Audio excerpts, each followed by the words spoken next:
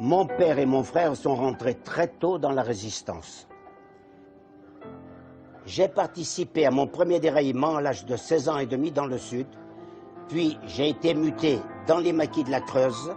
De la Creuse étant d'origine italienne, on m'a fait partir à la main-d'œuvre des FTP-MOI à Lyon. À 87 ans, Léon Landini ne cesse de répéter que la résistance ne s'est pas limitée à un fait d'armes, mais qu'elle portait aussi un projet de société révolutionnaire consigné dans le programme du Conseil national de la résistance.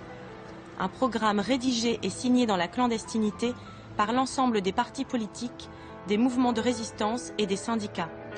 Un programme intitulé magnifiquement « Les jours heureux », dont nous bénéficions encore tous les jours et qui donna naissance à la sécurité sociale, aux retraites par répartition, à la liberté de la presse, au comité d'entreprise, etc. Ici, s'est tenue le 27 mai 1943, sous l'oppression allemande, la première réunion clandestine du Conseil national de la résistance. C'est ici que, sous l'égide de Jean Moulin, tout a commencé.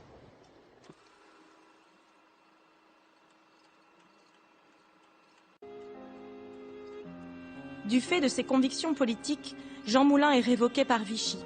Il fait alors un tour de France afin de répertorier les mouvements qui commencent à s'organiser, puis part à Londres en faire part au général de Gaulle.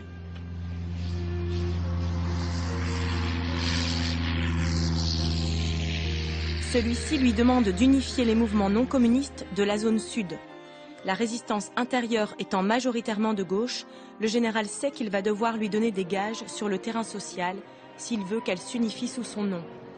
Après plusieurs mois de discussions, parfois âpres, Jean Moulin réussit cette unification. En janvier 1943, le Parti communiste envoie un émissaire à Londres et accepte de se ranger sous les ordres du général de Gaulle. Et pour de Gaulle, l'unification c'est crucial et il ne peut être un interlocuteur à part entière pour les Alliés que si la résistance dans son intégralité le reconnaît pour chef. Et le CNR, c'est ça. Et un jour, au 48 de la rue du Four à Paris, le CNR... Le 6 juin 1944, les Alliés débarquent en Normandie. Sur le sol français, la résistance intérieure organise l'insurrection. La République est restaurée au fur et à mesure de l'avancée des troupes. Des Français issus de la résistance et non des officiers américains, comme le prévoyait Roosevelt, se substituent aux fonctionnaires de Vichy dans les administrations. Ceci a été rendu possible grâce au rapport de force gagné par De Gaulle, soutenu politiquement par le CNR face aux Alliés. Quand De Gaulle prend le pouvoir, on savait ce qu'il allait faire. Il allait appliquer, dans toute la mesure du possible, le programme du CNR. Ce qui s'est passé. Le général de Gaulle va parler à la France.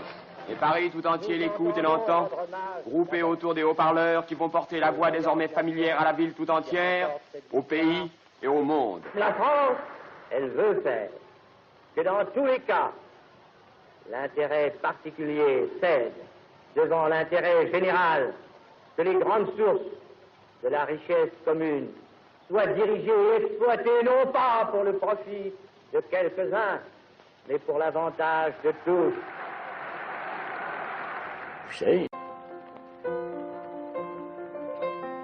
En octobre 1944, les communistes rendent leurs armes et entrent au gouvernement de Gaulle comme tous les autres partis politiques membres du CNR.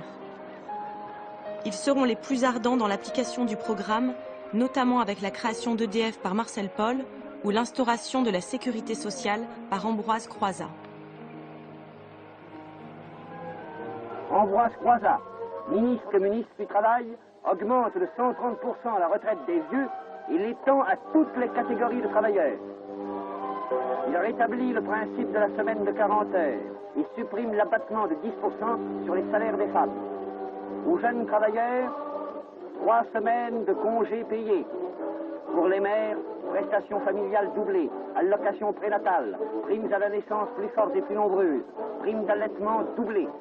Lutte contre la tuberculose. Toutes les réformes qui ont été appliquées entre 1945 et 1947, les nationalisations, le plan, la sécurité sociale, enfin pour ne mentionner que les plus importantes, c'était la résultante immédiate du programme de résistance. De Gaulle, il l'a accepté. Il